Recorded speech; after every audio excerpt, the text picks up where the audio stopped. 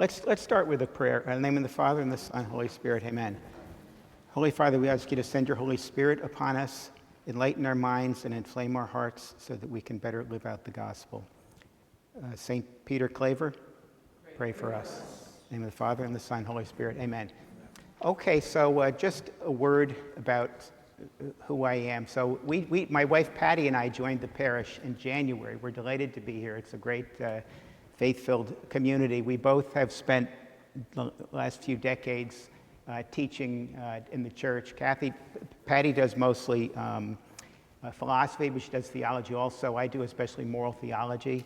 So I've been more and more interested in historical aspects of Catholic social teaching. So I'm going to deal with these popes that we mentioned, but I'm going to have a long wind-up to put it in context, because I find out that Patty has given me the signal that I'm not loud enough, so I'll move this up a little bit. Can you hear me? Okay, so the title that I picked, because we could spend hours talking about each pope, right? So I'm going to approach this under a particular angle. The popes since the Second Vatican Council and Catholicism and how it relates to post-war democracy. After World War II, everybody wanted to be a democracy, but that was a big step for the church, because the church was not, that wasn't how it was for most of our history. So that's what I want to make sense of, that context, and then talk about those popes. So the original Christian position, does anybody recognize that guy? So he said the kingdom of God is at hand, or the kingdom of heaven is at hand in the Synoptic Gospels. And what in the world did he mean by that? Well, if you read your biblical commentaries, the kingdom is really the realm where God's rule is present. It comes present in each of our lives as we come to believe, and it can spread into our families and our communities. So it's really the realm where God's rule is present. It's a realm of justice and love and mercy. And he also said that my kingdom is not of this world in relation to worldly powers, and render to Caesar what Caesar's and what God. So that's the original background here. Not an earthly kingdom. It has to do with love, joy, peace, justice. Starts in our hearts when we come to believe and to love. So the church goes from a persecuted religion in the early centuries. I remember all these emperors, and we've got the Christians here being fed to the lions and the Colosseum. And then by 380, it's the state religion. With the Edict of Milan, with Emperor Constantine and Theodosius. So this is our quick race through history. Then after the Roman Empire falls, we get about 1,000 years of what they call Christendom, or medieval. So there's early medieval, middle medieval, and late medieval, from about 500 to 1500. And you have this realm of, the church becomes the preserver of civilization in this order. And it's kind of taking over for Rome as the center for learning, civilization, order. And it comes to this understanding that there's two swords, or two powers, the spiritual power of the church and the temporal power. And so they talk about two swords. And one of the things about this medieval relationship is that the spiritual power of the church could employ the temporal power of the state, the sword, to help maintain faith and morals. So that's the way this relationship worked. And this little illustration shows that you basically got the king at the top, and you've got the clergy, and you've got the nobility, and then you've got the commoners on the end who are kind of doing all the work. So that's an illustration of the kind of Christendom. And here's another illustration that I picked up somewhere, which is, I don't want to sign up for everything on here, but they talk about the first estate, the church, second estate, the nobility, the third estate is the kind of the bourgeoisie, the workers, the peasants. So that's another way of representing this medieval world. Now, as you move through the early 1500s, we start to break out of this medieval world with the Renaissance, where people are rediscovering the learning of ancient Greece and Rome from about 1400 to 1600. Then we get the Protestant Reformation, which is really rupturing the unity of Christendom. We get the rise of nation states, as they call it. And then after wars of religion, you get something they call the Peace of Westphalia in 1648. And the basic doctrine there is, the Latin is cuius regio eius religio. He who has the reign, it's his religion. So basically, if the king is Catholic, it's a Catholic state. If the king is a Lutheran, it's a Lutheran state. So you get these nation states that start to arise. And when you get to the French Revolution in 1789, the nation states are going to replicate more because there's a new model for them. So now what I wanted to do here is kind of illustrate the fact that people with a memory for Christendom saw themselves as needed to be against these emerging, what they called liberal states. And the French Revolution is kind of the exemplar of the emerging liberal state. So they upend what the French like to call the ancient regime, the old order of the three-part society. And the ancient regime, the kings kind of had absolutist aspirations. They kind of wanted to be in charge of everything, but they actually had to negotiate with the nobles and the landowners. But they were inclined towards absolutism. And the motto of this French Revolution, they like to say the French, liberté, égalité, fraternité, right? Freedom, equality, brotherhood. So that's the motto of the French Revolution. And actually, when we get to Pope Francis, he actually puts that in his latest encyclical, Fratelli Tutti, calling for sort of universal friendship and social charity. So there's things in the motto of the first phase of the French Revolution that people liked, that a lot of Catholics liked, but there were other problems with it. Like, for example, the French Revolution, they wanted all the church property. So 1,500 to 2,000 monasteries, they said, we want that. And then they came up with something in 1790 called the Civil Constitution on the Clergy, where they basically said, all you clergy have to take an oath of fidelity to support the French Republic.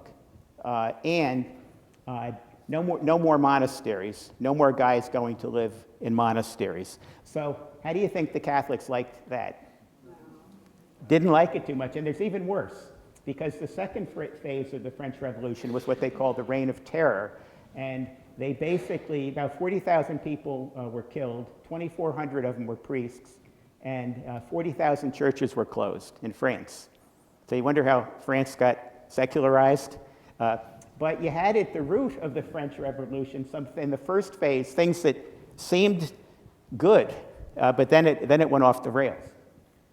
So this is part of the background. This is just the guillotine. As you moved into the early 1800s, there were Catholics that they called liberals. And what did they mean by liberal back then? Well, they were going back to like the ancient Romans. And anybody ever hear of Cicero? Hear of Cicero, like a great Roman orator? Well, he wrote about being liberal, and it was basically kind of the virtues of the Roman citizen. The idea was that the Roman citizen was a free person, and that person was educated. And this is where you get the idea of like the liberal arts education. You learn grammar and rhetoric so you can speak effectively. You learn geometry and what are the mathematics and a basic liberal arts education. So that's what liberal meant there. Education to be a free citizen as opposed to a slave or somebody who's uneducated. So that's what liberal meant for them. And these are the people who thought that the early roots of the French Revolution could be reconciled with Catholicism. So you had a bunch of people. There was a priest named Félicité de Lamennais. He was the beginning. And these people are all writing and talking in the 1820s. And they're influenced very much by the American Revolution. Like Marquis de Lafayette, who was in the United States during the Revolution, he went back to France, and he was one of these French liberals. There was a layman named Montalembert. They set up a newspaper they had, and their motto was both Catholic and truly liberal. They wanted people to be free and educated and live in a Republican government. And then Alexis de Tocqueville, a lot of people have heard of him, right? De Tocqueville, he wrote a famous book, Democracy in America. He came over and visited, and he was writing for his French compatriots. So then you had other people that were Catholics who were in favor of reconciling Catholicism with this, world of constitutional states. So in Germany, in the United States, there was a guy named Orestes Brownson. He's buried at Notre Dame. If you ever go to Notre Dame in the crypt church there, under the cathedral, he's under there. Like you walk over top of him when you go up to communion. And then we have Lord, what's that? In Indiana. It's South Bend. Yeah, in the crypt underneath the basilica. So in Britain, there was a Lord Acton who was a Catholic writing about Catholicism should go together with liberalism. But because, do you think, people had forgotten about all the 40,000 churches that they had taken away and the 2,000 monasteries? Do you think like the popes had forgotten about that?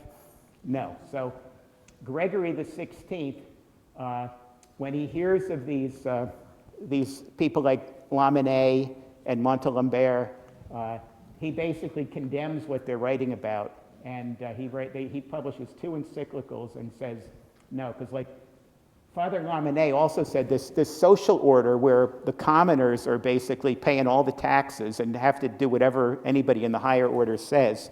He says this isn't a just social order that the church has been supporting. The church needs to support a different social order where we look for fraternity and equality and liberty. And so the Pope is thinking, these people just killed all our priests. We're not going to support that. So you can see how that happened. Then after him, you get Pius IX, and he comes up with the famous Syllabus of Errors. Anybody ever heard of the Syllabus of Errors? So the takeaway line from the Syllabus of Errors is, if anyone says the Roman pontiff can and ought to reconcile himself and come to terms with progress, liberalism, and modern civilization, let him be anathema. So that's the old formula of anathematizing something. So if anybody says we can reconcile with this, let him be anathema. So that's where things were. And that definition of that word. Anathema? It's Greek. It basically is like let him be condemned. Yeah, you're making me think to check my Greek, but that's basically what so let. Off the top of my head, I think that works. Yeah, let him be like condemned. So that's where we were, and it seemed like there's no way the church can ever turn back when you get something so definitive, right? So then you get Pope Leo XIII, who comes next in 1878, and he says this strategy of basically being radically anti-liberal, just saying anything that has to do with liberalism, you're condemned. He changes that. He basically says we're not going to do that anymore. We're going to have a constructive engagement with the modern world. And so he writes, first he comes up with an encyclical in 1879. He says we're going to get the intellectual life of the church in better shape so that we can engage head to head with all these modern philosophers that have been writing. And the intellectual life of the church was weak because the Jesuits had been suppressed and the Dominicans were extinct for different reasons, because of all the political turmoil in Europe. So the church, and then you had all kinds of things going on with modern biblical studies and with modern philosophy.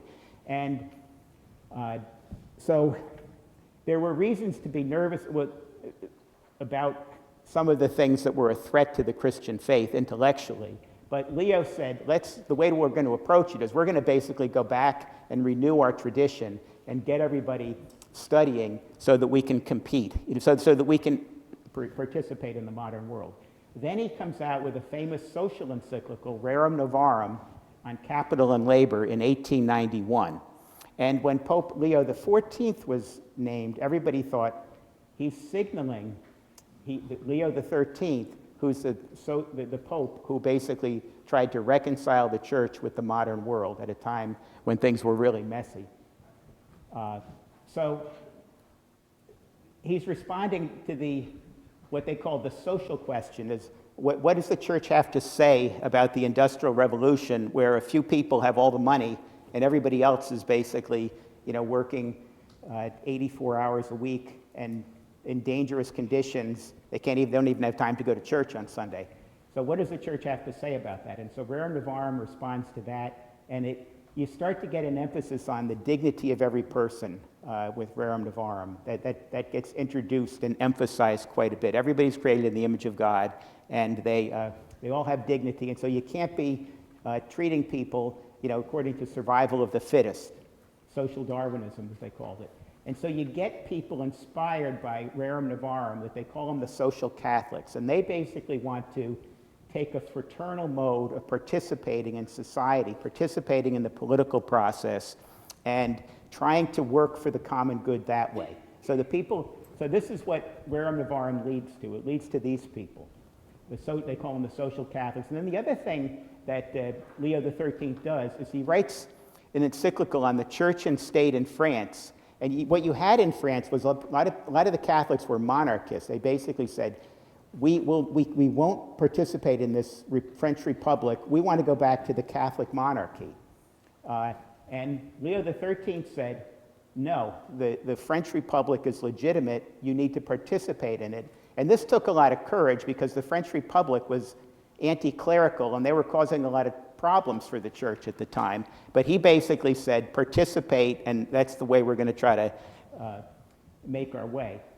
And so that's Leo XIII. But after Leo XIII, we get Pius X, and he picks the name Pius X, signaling back to Pius IX, who said, anathema sit. And he was a very holy man. He was very revered, he was very holy, but his sense was all this stuff coming from the modern world is causing a mess for the Protestants. Like the Protestants are engaging in all that historical, critical, biblical study, and they're engaging with all that modern philosophy, and it's devastating the liberal Protestant churches. And so he basically says no to modernism and no to liberalism. And he takes it more than that. He basically he puts an oath in place. You have to basically say that you don't hold to any of this modern liberal stuff. And we've got a bunch of informants out there who are going to let us know if you say anything wrong.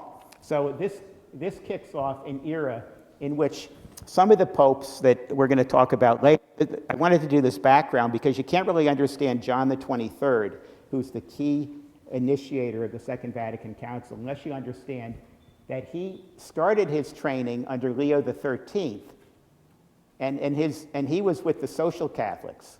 And then, as soon as he's ready to get ordained, Pius X comes in. So that's John the 23rd. And there's also a movement of these social Catholics that in France is thriving.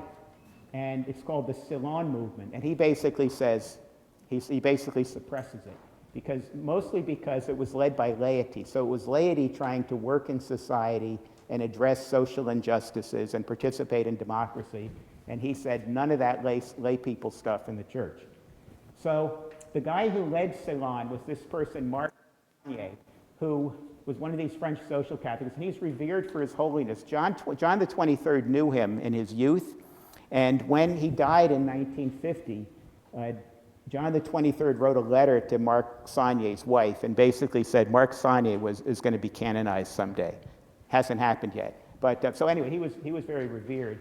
And he goes back, he was following Leo XIII's lead, with Rerum Novarum and working for social justice. And the model, what they would do is they would have what they called study circles. And the emphasis was, let's go get people in all the different, they called it was coming from the French word, so they say milieu. So your little part of society. Like if you're a high school student, your milieu is your high school. If you're a college student, it's there. If you're a factory worker, it's there. If you're working in shops, it's the people who work in shops. If you're working at the parish.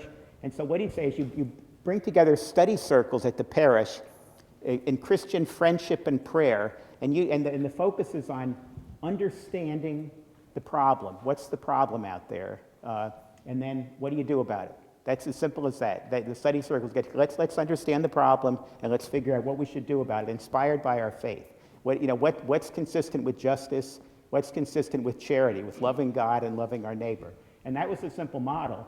And they understood what they were doing as preparing people or forming people to be democratic citizens, to be citizens in a democratic state. And they said, how do you do that as a Catholic? You get together in friendship and charity, and you talk about what's going on, how do we understand it, what should we do about it? And it took off I mean, there were 500,000 people in France within like 5 years, and like these are the kind of conferences that they would have. So it was booming, and you know it was not just people, you know, it was people inspired by their faith. So that's the Salon movement that was suppressed. So then you get to Benedict XV. In 1914, Pius X passes away. What's happening in 1914? First World War. It's a mess, right? So the Pope, what's his theme? Peace and reconciliation. He sees all these countries full of Catholics killing each other left and right. And so he says, he goes to Marc Sangnier, who had started Ceylon. He says, please revive that thing. But Marc Sangnier had moved into trying to work with young people on the border of France and Germany after the war. Well, by the time the war starts and ends in 1917, and he's focused on trying to have reconciliation between young French and German people. And so, and also another thing has happened. There's something called Action Française, which is basically, this is the Catholics who hate democracy and want to restore the monarchy. And so there's a guy named Charles Marat who was a full-away Catholic, but he liked the old order where the church was aligned with the state and you could keep people in line by using the temporal sword, the sword of secular power, to keep people. So he liked people to be Catholic, but he wasn't even Catholic. And he was actually a proto-fascist. He wanted to use coercion and physical violence to keep people in line. So Benedict XV was worried about Charles Marat and Action Française because a lot of Catholics were becoming Action Française. So he wanted Sangnier to start up Ceylon again. But Sangnier was doing something else, and he said that the Action Française is so dominant in France that it'll be so disruptive if we try to start the Ceylon again now that he didn't want to do it. He was starting other things. So then we get another name that's really important here, Joseph Cardijn, and he's a Belgian priest who has an early vocation to the priesthood. He's really motivated by the fact that his young friends, his peers, like 12-year-old kids, they're angry at the church because they're working class people and the church isn't doing anything for the working class. They're mostly aligned with the wealthy. And so that's like his life mission, to do something about it. He's inspired by Marc Sangnier, who had been Ceylon, but he's like a decade or so later, in the 20s. And he's all about, he thinks that lay people need to be kind of living out an apostolate in their different milieus, like Marc Sangnier had been doing. And so he basically picks up the model of Ceylon, and he starts something called the Young Christian Workers. It's in French, so it's JOC, they call them Jokists, because of the acronyms for YCM. And you might have heard this language of See, Judge, Act as like a model. It's basically a three-part version of understand what's going on in your society, in your social realm, understand, and then do something about it, act.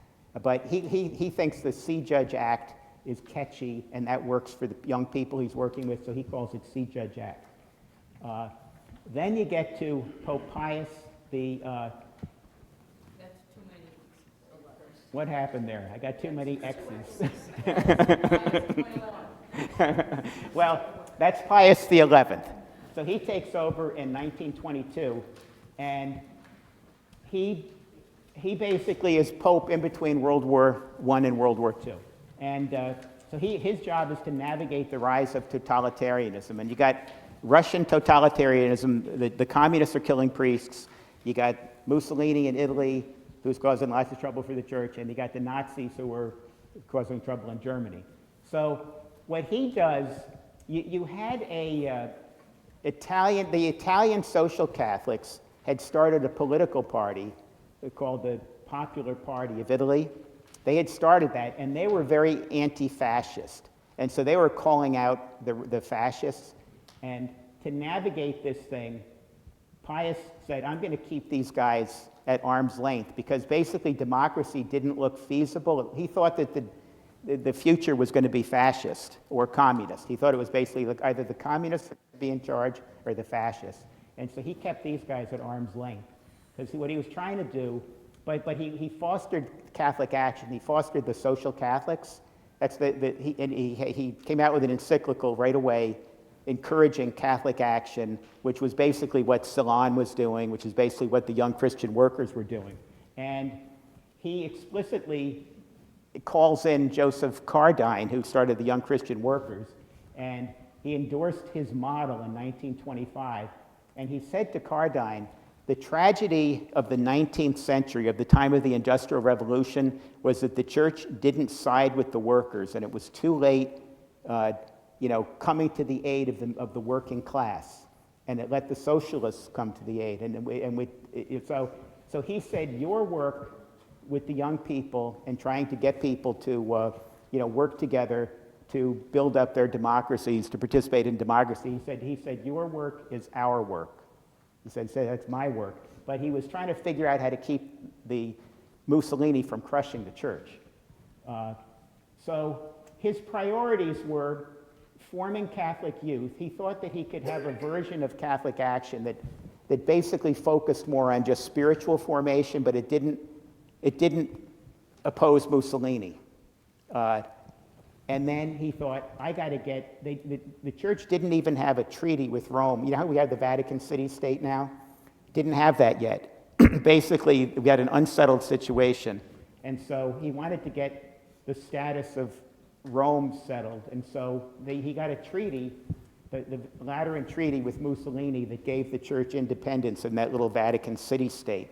So he decided to navigate the era of rising totalitarianism by trying to carve out a version of Catholic action that would focus on youth formation and spiritual formation of youth, but not directly confront the fascists. And so we got the Vatican City State. But what happens then? Well, Mussolini basically comes after the Catholic action youth formation. He says, I want all these people in my little Mussolini regime for the young people. So he comes after the young people. And so Pius comes out with an encyclical in Italian, Non abbiamo bisogno. We don't need you to form our youth. we don't need you to form. We'll take care of it ourselves. So he was basically pushing back against that. And then he puts out a social encyclical also in the midst of the Great Depression. Now he's got the Great Depression to deal with. And, so he puts out an encyclical, and he basically, it's on the 40th anniversary of Rerum Novarum. That's what Quadragesimo Anno, 40 years. And he basically talks about the fact that we've got to rebuild the social order after the Great Depression. What he says is that the kind of reforms that we called on at Rerum Novarum, we didn't do them, and now everything has collapsed. So he also came out with an encyclical against the Germans. I'm going to go faster now. So now we're trying to race towards the Vatican II era popes. And so we get to Pius XII, who was also very close to Cardinal Cardine. At the beginning of his papacy, he was going to have 20,000 of these young Catholic workers come to Rome for a conference to really support them, but the World War II started, and so he had to stop that. So he's navigating World War II, and as you get to the end of the war, he gives a famous Christmas address in 1944, and he basically encourages Catholics, look, we're going to really support democracy after the war. We need to be in the forefront of building a post-war peace and a just and peaceful world by participating actively in society. And so, and he says to Joseph Cardine, I want your young Christian workers everywhere. I want them everywhere. So I got to go faster now. My wife is telling me I'm way behind. If you want to get to Benedict. Yeah, if I want to get to the But this transition sets you up to understand the relation of all the modern popes to the modern world. So he's got to navigate the war. Another thing he does is there's three key founders of the post-war European order that are Catholic. And they're social Catholics, and they're talking to the Pope. And they end up, so we'll get to them in a minute. Pius XII also is going to make this Angelo Roncalli a cardinal, who's going to become John the 23rd, who's going to have the Second Vatican Council. So, he also mentors a young priest named Giovanni Battista Montini. That's going to be Paul VI. So the Catholic founders of post-war Europe, we have Blessed Rene Schumann, and we have, that's Adenauer, Konrad Adenauer of Germany, I think, or is that de Gasperi?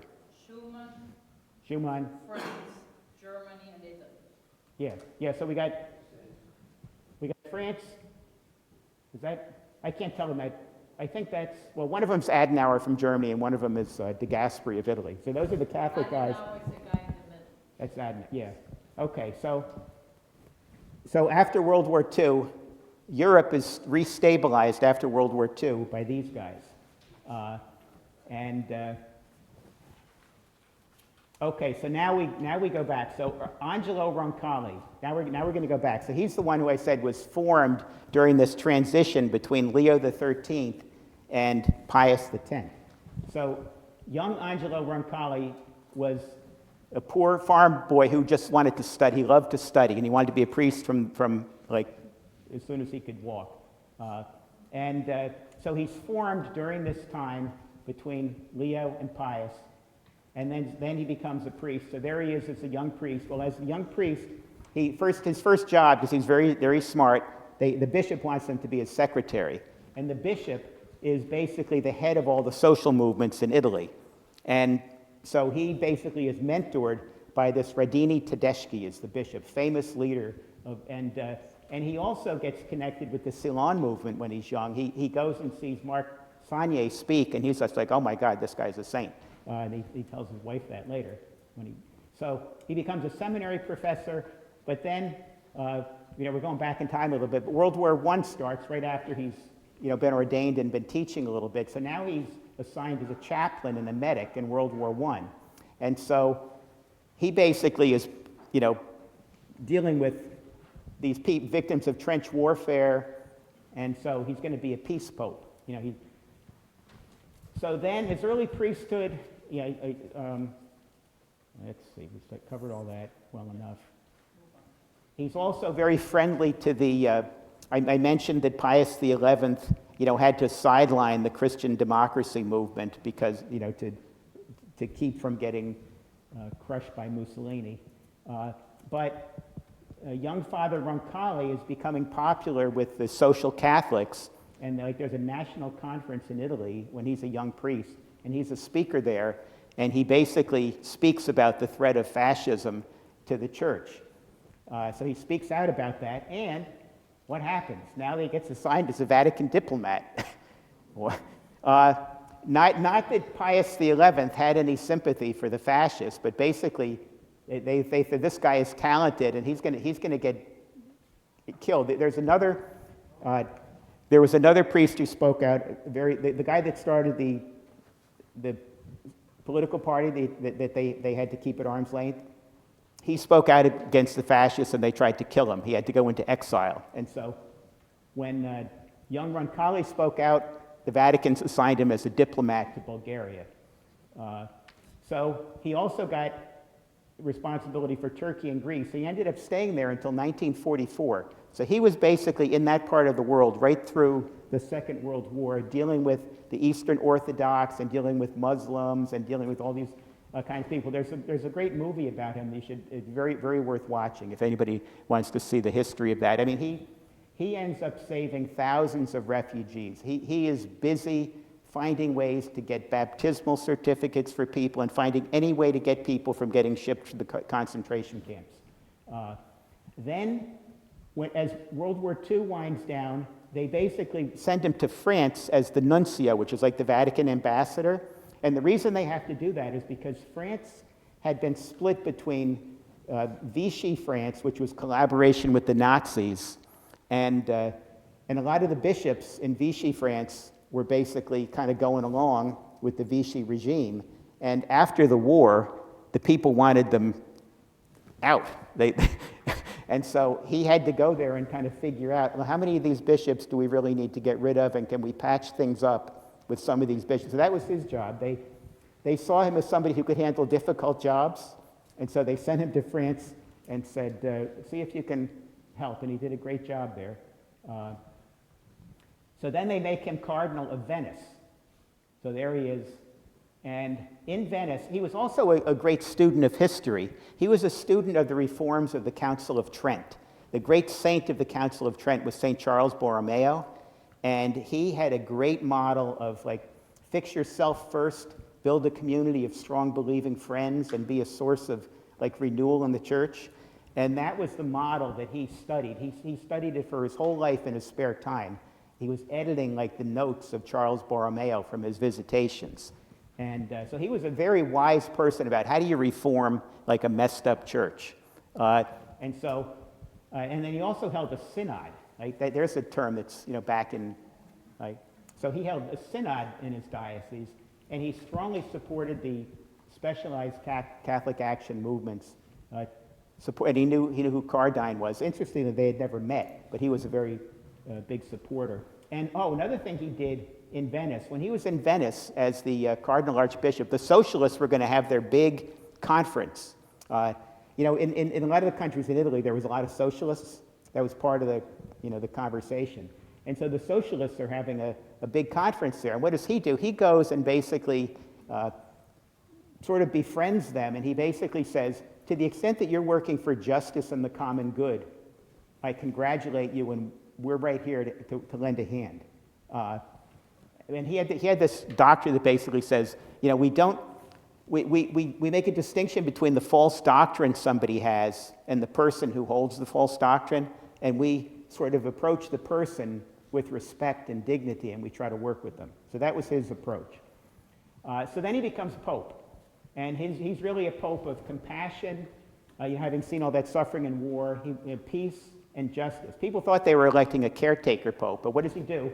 He calls an ecumenical council, which nobody thought he was going to do. Well, a lot of people didn't think he was going to do it. So, he said it's a very pastoral conference. And what he means by pastoral is that we don't want to change the doctrine of the church. We want to prepare the church to engage the modern world. He really wants to pick up on Leo XIII's program of reconciling Catholicism with the modern world.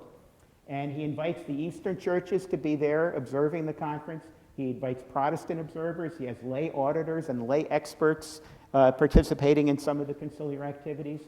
And so what does he do? The fundamental shift he implements is he basically orients Catholicism to be a globally focused Christian humanism, respecting the dignity of every human person. Very much Christian, but it also loves every person. So he aligns with Leo XIII, with the social Catholics. Have you ever heard of Jacques Maritain, who was the philosopher who reconciled Catholicism with democracy after World War II? John Courtney Murray was a famous American contributor to the Second Vatican Council, especially the Dignitatis Humanae on the religious freedom, which is what you need to be able to separate church and state. So he writes some encyclicals. The first one is Mater et Magistra, Mother and Teacher, and that comes out in 1961. And it's basically Christianity and social progress. How does Christianity relate to this modern world where all these institutions are growing, societies are developing, people are building universities and United Nations and all this kind of stuff? And his basic answer is, well, participation in this modern world is compatible with holiness, and you should develop the expertise and you should participate in it in a mode of social friendship, just like the social Catholics have done for generations. Then he writes Pacem in Terris, Peace on Earth, which is basically, this comes out in 1963, right after the Cuban Missile Crisis. And I don't know if you guys know the history of John the 23rd in the Cuban Missile Crisis, but remember how he approached the socialists when he was in Venice? Well, he also was making overtures to Khrushchev, who was the Soviet premier, and he was basically trying to befriend Khrushchev. And his son and daughter-in-law, or daughter and son-in-law, I forget what it was, but he basically was making all these overtures and building relationships with Khrushchev. And during the Cuban Missile Crisis, he actually had a back channel with Khrushchev, and he was encouraging him to, telling him, you got children, you got family, the future of the world's at stake, don't blow up the world. And after the Cuban Missile Crisis, Khrushchev said, someday the world will know how much we owe John the 23rd. I don't think, well, they might have had channels, but he was working mostly with Khrushchev because I think that's where they thought the threat was. I think they knew that Kennedy didn't want to shoot off the missiles. But they were worried that maybe the Russians will. So then we get to Paul VI. Let's see how we're doing here. Well, we're not doing too well on time. So Giovanni Battista Montini, so he basically comes from an elite family where his father's a lawyer, a journalist, and he's the head of Catholic Action in Italy. So where's he coming from as far as Catholic social teaching? He gets a good Jesuit education. He goes to the Gregorian University in Italy, and they basically pick him out and say, we need you, young Giovanni Battista Montini, to basically study at the Pontifical Ecclesiastical Academy, and we need you to work in the State Department. So they basically have him working in the Secretary of State, interacting with the popes every day from the time he's 25, because he's so talented. And he spends 33 years working continually with Pius XI and then Pius XII. And he's basically completely groomed to be the next pope. They make him nuncio to Poland for a year, but then they make him Cardinal Archbishop of Milan, which is the biggest diocese. John the 23rd knows he's got stomach cancer. He knows he's sick and he's not going to live that long. And so he basically tells him to come live at the Vatican during the whole Second Vatican Council. You're going to be here the whole time. And he puts him on the preparatory commissions for the Vatican, and they have him traveling all over the world so everybody knows him. That's how he becomes Pope. And I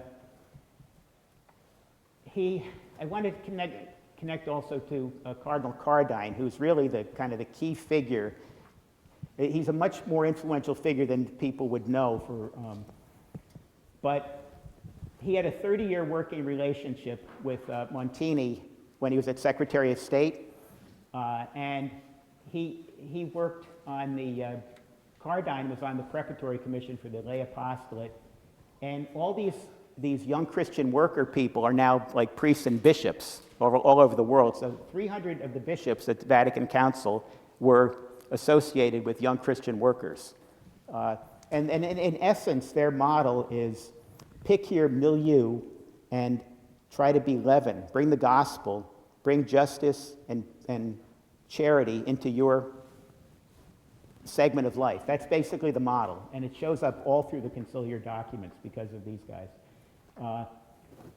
At the end of the Second Vatican Council, towards the end, Paul VI makes him a cardinal, and he ends up influencing multiple documents, both by himself being there and by all of his collaborators being there. And they're very good at networking and doing sort of political lobbying because of their young Catholic worker stuff. So they have a huge influence on the vision of the Second Vatican Council. This is like a key line from the decree on the apostolate of the laity: to infuse a Christian spirit into the mentality, the customs, the laws, and the structures of the community in which one lives. Make it just. Make it have a spirit of social friendship. Make it reflect mercy. So that's kind of the essence of it. And these are all the documents that show influence of that kind of mentality, of living that way in the world. Because we're kind of late, so these are various of the council documents.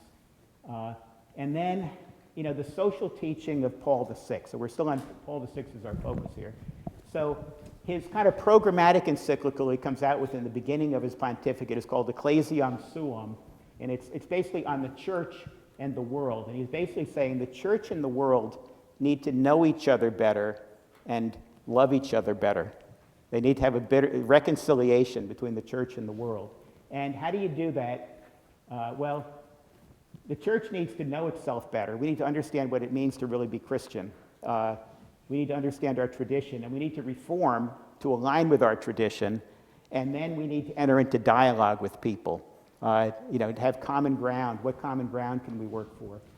And so then he writes some encyclicals, one in 1967 on on development, the people, you know, you have, and so my timekeeper is telling me I'm doing poorly on time. But so all these documents are consistent with this kind of trajectory I'm showing you. So then we get to just a few words on Karol Wojtyła, John Paul II, and Benedict XVI. So here you've got somebody raised in Poland under Nazi and Soviet occupation, wanted to be an actor, impressed by the dignity of workers in the mine, studies at an underground seminary, brilliant, gets 2 doctorates. He was a great admirer of Father Cardine and young Christian workers. He actually traveled when he was in 1947 after the war to meet with Father Cardine and to learn about the young Christian workers. He wanted to bring them back to Poland to evangelize communist Poland, but the communists wouldn't let them in. And when he lived in Rome to work on his second doctorate, he stayed with the priests who were part of the young Christian workers. And when he was at the council, he basically was on the same team with all these people who were working for this vision. And then when he got back from the council, he wrote a book called Sources of Renewal to implement the Second Vatican Council in his diocese. And he basically followed the same model inspired by his work with Cardine and the Catholic workers and the social Catholics. And he explicitly cites them in the book, and he basically says, look, this is where I'm getting my inspiration because this is the vision of the Second Vatican Council. So then we get to his pastoral visit to Poland, and you see him, so he ends up having this world historical impact on bringing the Soviet Union down. He writes 3 social encyclicals. The first one is on human labor, Laborem Exercens, and basically, if you remember the story of him going to Poland, and this labor union starts, the Solidarity movement, and Laborem Exercens is basically indirect support for the Solidarity movement. He says, like in the encyclical, he says, when people are oppressed, they come together in solidarity and they work for justice. And that's what the people in Poland are doing. So then he has, in 1987, he comes out with another social encyclical on social concern. And he's basically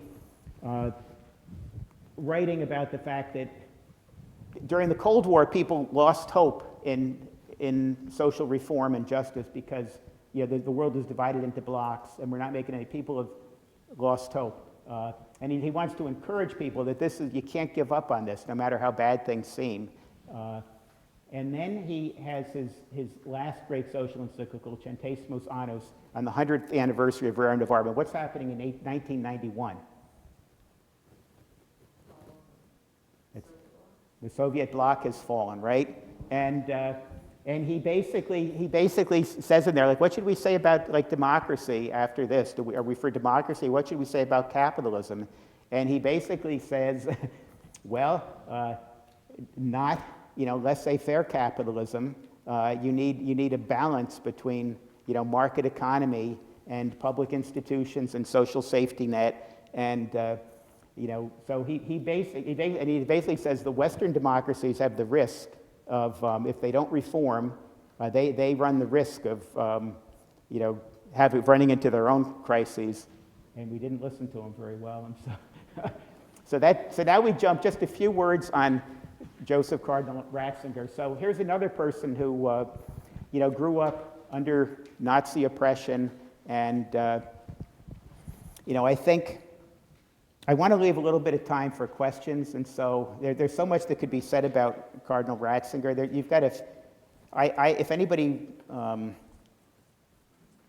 I want to give a chance for questions. So if I say one thing about him, what I'll say is that he is very much in the same trajectory as far as how the church should relate to the modern world. He writes his big social encyclical in 2009. What has just happened in 2009? You've had the financial crisis, right? And one of the things he emphasizes is, just like Pope Francis railed a lot against what they call the neoliberal economic paradigm, where it's just profit-oriented, economy is just about profit. He's basically in the same trajectory, and he emphasizes very much that the importance of taking the institutional path of charity. He says you need to, You need to be concerned about the institutions that provide structure for your society. And his big emphasis after 2008, 2009, is you need to participate in the political process and protect and renew your institutions.